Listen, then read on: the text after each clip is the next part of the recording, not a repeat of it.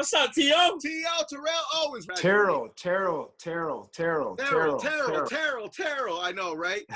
Listen, I'm sure you've had to correct people your entire life. Right. I have. Terrell. But it's all good. Our apologies, sir. Listen. It's all good. Just want to, because we gotta get it right. The more the people, but the more the people hear it said and pronounced the wrong way, they'll continue to say it. So I just try to correct people. I've been hearing people pronounce it wrong your entire life. One more time for clarification. Terrell Owens. Terrell. Yep. Terrell. It's one syllable. Terrell. That's it. Terrell. No, told you it was Terrell. I told you. All right, here we go. Hey, listen, congratulations on your new venture, man. This is amazing, right? Yep. We're getting into the wine business, and why not? You know what I'm saying? I love this. Jeez. And I'm hearing that it's like a shout out also to Kobe Bryant, man. 81vino.com. You can purchase there. You can purchase it there right now. Talk to us about the wine, man. Yeah, first and foremost, you think about, you just mentioned Kobe. Yes, we lost him last year at the top of, 2020. And then, obviously with this wine venture that I have, I partnered with Mr. Tommy Lasorda, and we just lost him, another Los Angeles legend at the top of this year. So I'm very honored, blessed to have been given the blessings with this partnership through Mr. Tommy Lasorda and his family. And man, it's something that I've been working on for the last couple of years. And, throughout the pandemic, it allowed me some opportunities to really, talk with one of the business liaisons. I was very instrumental in really the aesthetics of the bottle. You guys don't have one yet, but I'll bring one to the camera for those that, that are watching. If you look at it, if you get a bottle, you can feel it. It has some texture to it. You see the gold foil. These are all things that are very instrumental in helping design the design of the bottle. And once you pop the bottle, once you open the wine, the cork, it has my signature on it. It has my logo at the top of it. So just a little, small little touches here and there, just to kind of make it a little bit more unique than what's out there on the market. So again, this wine is it's a cab blend. It's 95% cab, 5% Syrah. It's a real smooth, black ripe cherry type of taste. And for your palate, oh, absolutely. You can definitely, this wine will obviously go with a number of dishes. So yeah, if you got a palate for plum preserve, dark chocolate, spicy toasted oak, I've already said this before. When you hear those descriptions, like plum preserve, you think dark chocolate, spicy. I'm not really talking about myself, ladies. I'm talking about the wine. You know what I mean? So again, like I said, I try to be creative with the whole entire process. Yo, Terrell, you sound like a perfect salesman. Did you ever have any salesman-like jobs before you went pro? No, not at all. It was hard for me to sell myself, going into the pros. I was real skinny, scrawny. I kind of had the physical attributes to become a receiver, but I never thought I would become a Hall of Fame receiver. So, I kind of learned a little bit of these, I guess, selling points, selling tips along the way. What made you get into the wine business? And you were just speaking on how active you are when it comes to the bottle, the label. There's a texture to it, your signature, the cork, everything has your touch. What made you get into the wine business in the first place?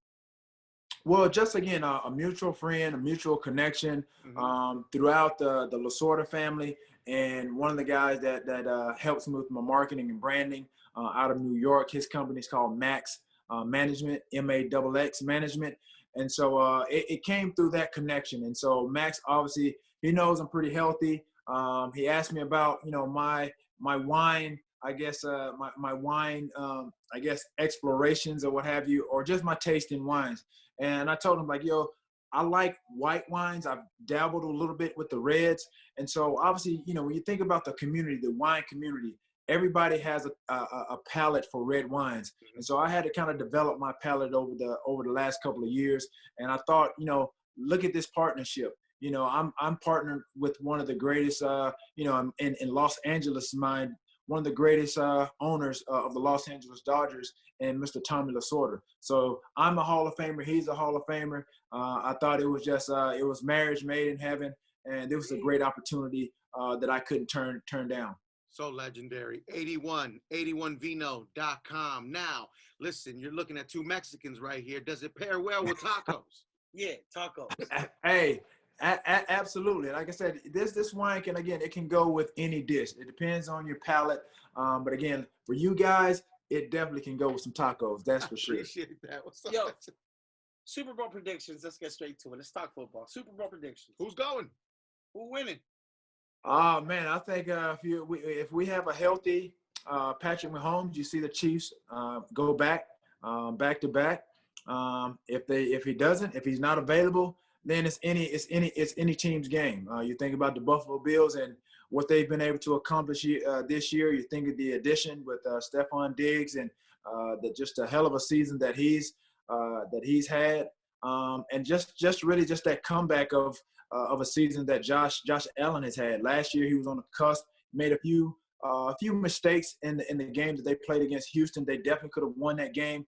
And you've seen the emergence. You've seen the ascension of his play, his quarterback play this year, and that has really put the Buffalo Bills in contention, obviously to on the map, on the road to possibly get to the Super Bowl. So even with Patrick Mahomes, it's going to be a good game. So if there's any lingering effects of the concussion that kind of kind of prohibits Patrick from doing what he needs to do, then you may see the Buffalo Bills representing the AFC in Super Bowl 55. The NFC, this is going to be a great matchup. You think about Tom Brady, what he's done with the Tampa Bay Buccaneers this year. I think they've been gelling. They've been playing well towards the last stretch of the season. But you can't – I mean, you look at the Green Bay Packers and how, Aaron Rodgers has been playing at an MVP type of season. Go, Pack, go! Big fan over here. Hey, no, and he has every right to be celebrating and being a fan of myself personally, of Aaron Rodgers. This guy, everybody's talked about the play of veteran Tom Brady at the age that he's playing. You look at what Aaron Rodgers has done this year. This is by far, I think, maybe his greatest season as a professional, as a quarterback, and that's a lot to be said. And you think about just their running game. You think about Devontae Adams and what he's been able to do, leading the league in touchdowns. This game right here could go down to the wire. I know, Tom Brady. Everybody, you can't root against him, but I think this year right here it may go down to the wire. And I'm honestly, I want to give an edge probably to the Green Bay Packers on the fact that they're playing in Green Bay. Now your opinion matters. Your football IQ is crazy. Jeez. What's good with our Rams out here in Los Angeles? Man, I mean there's been a lot of inconsistency with the quarterback play. Obviously, like I said, last year, this year, you never know if they had that, the year before had that, Super Bowl hangover. But again, that's getting to the Super Bowl is not easy. Injuries, players here and there shipping in and out of town. That can factor into. Yeah, man. Right, exactly. All of that, takes into consider. You have to take that into consideration year by year. Every year is different. You think about, Aaron Donald being hurt. That factored into the last game, him not being as productive, being disruptive as he's been. So again, it's all about the nucleus of guys, bringing the right guys in, and really playing to the expectations and the capabilities that everybody's expecting them to. Mm-hmm. Terrell Owens, best wide receiver in the game right now, according to you. Ooh, right now, that's tough. I would have to say one of the guys that's representing in the AFC, and I think that's Stephon Diggs.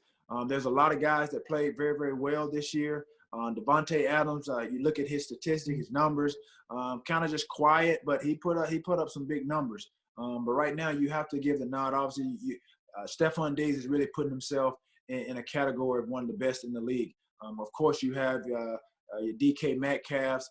Even look at what the fall off of Michael Thomas last year. Like I said, injuries and year to year is very, very, very different. And the thing with guys, playing at high level, elite levels, in order to get in that, great category, to even consider or start talking about, Hall of Fame, mentioning them in the Hall of Fame, it's all about consistency. You can't do it just 1 or 2 years. There has to be a consistent level of production. So these guys are definitely, are paving their waves to possibly get there, but not just yet.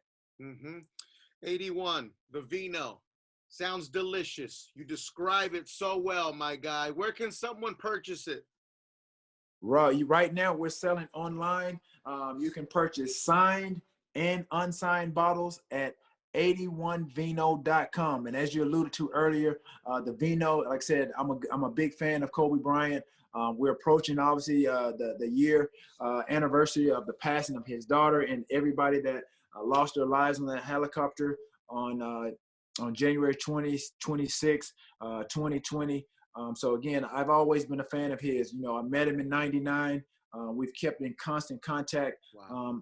Up until his passing. So, everything that I do, you think about the Mamba mentality and what he did to approach the game. I'm trying to do the same thing as I approach business ventures. So it's all the same. It's all about consistency. It's all about being, having an attention to detail. That's what went into the process of creating 81 Wine. And so I couldn't have, like I said, I couldn't have done it obviously without the blessings of another Los Angeles legend in Tommy Lasorda.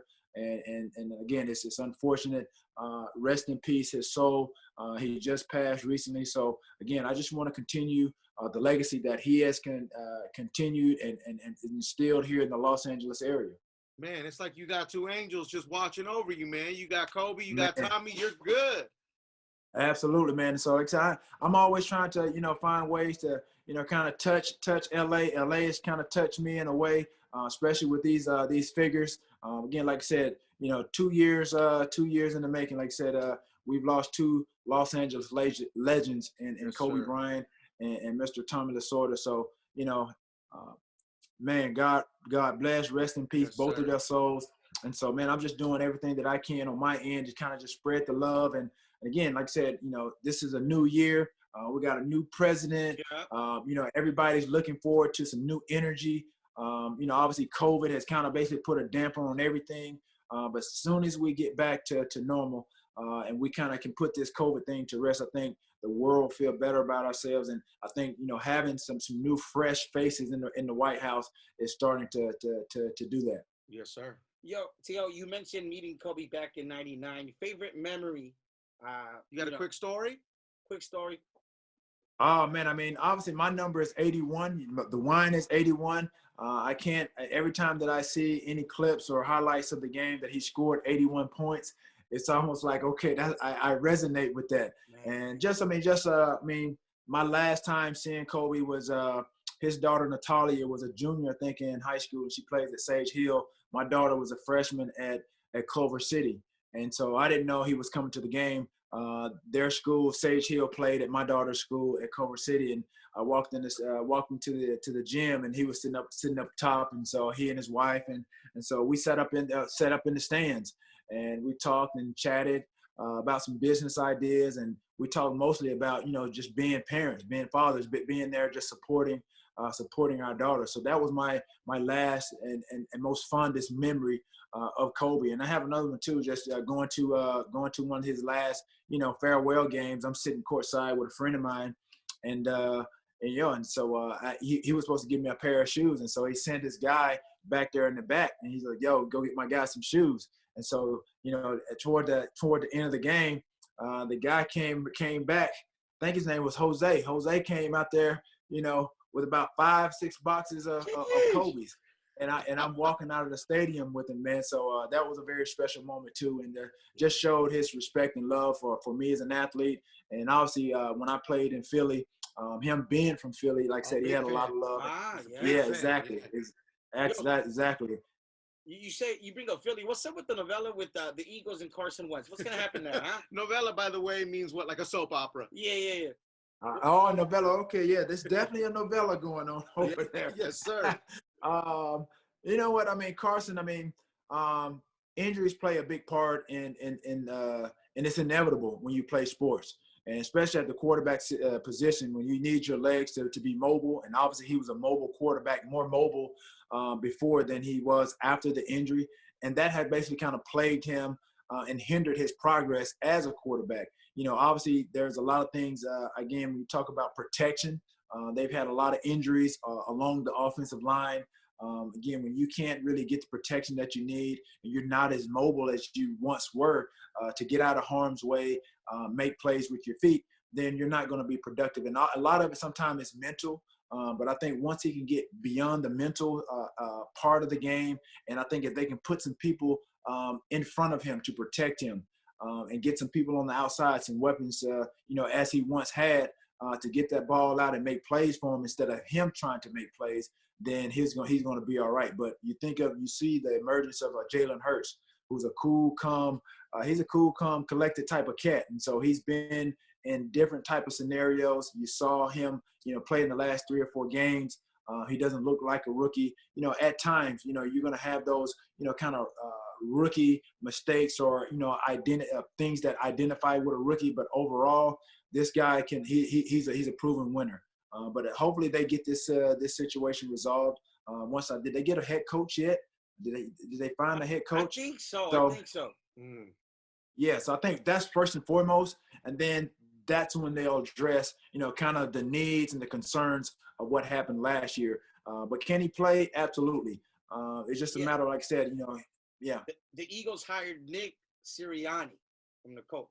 Yeah, I don't even know who that is. Yeah. Nick Sirianni. I have no idea. But, hey, that's the start. Again, I'm sure, like I said, they bring in a guy like Nick in. He's obviously that's going to be a topic of discussion. It's going to be at the top of their list, a priority, first and foremost, given what transpired the last, couple of games. He didn't even dress out the last game. And then how, Jalen Hurts was yanked, part of the game. And, they inserted I think Nick Sunfeld or whomever his name is. They inserted somebody in, and they end up losing the game. And then, Doug Peterson basically he kind of just put himself in a situation where he was just shipped out of there. So hopefully, Novella for sure, dog. Yeah, that is for sure. That is for sure. T.O., did you get a final conversation or a final visit with Tommy Lasorda? No, I didn't. Actually, I live on bi-coastal. I was in Florida.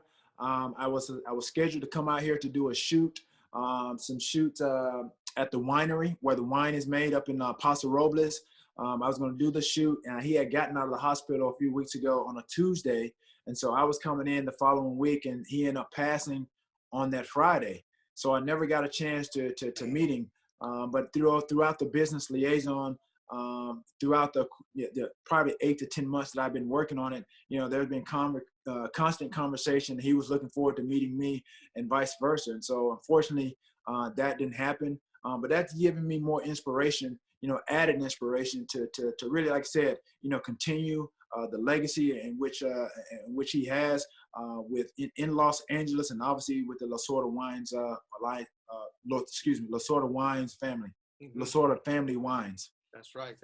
Tio, you got my word. Next time I got a baddie over, I'll pop in one of those, 81 Vino. Yeah. You're gonna be good. You're gonna be good. You know what I'm saying? Yeah. I'm doing 81 and chill.